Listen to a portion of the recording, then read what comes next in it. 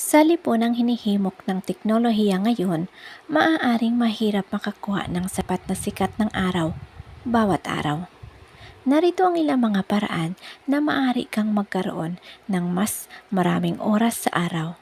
Una, mamasyal sa panahon ng iyong paghinga sa trabaho o paghinga sa pag-aaral. Pangalawa, tumagal ng isa o higit pa sa araw na virtual meeting sa labas. Pangatlo, iparada ang iyong sasakyan ng mas malayo sa pasukan ng tindahan upang masilayan mo ang ilang sikat ng araw habang naglalakad ka.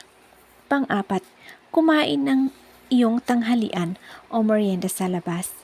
Panlima, mag-ehersisyo sa labas. Panghuli, magtanim ng ilang bulaklak o gulay para bigyan ka ng dahilan para lumabas.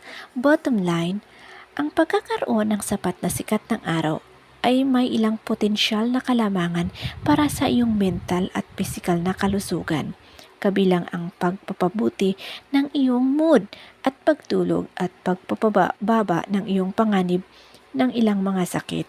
Ang mga taong may mas magaan na balat ay karaniwang nangangailangan lamang ng 10 hanggang 15 minuto ng araw-araw na pagkalantad sa araw. Gayunpaman, dahil sa tumaas na melanin, ang mga taong may mas maitim na balat ay karaniwang nangangailangan ng kaunti pa. Ngunit dahil sa panganib na pinsala sa balat at kanser sa balat mula sa matagal na pagkalantad sa araw, mahalagang maglagay ng sunscreen ng regular kapag nasa labas ka.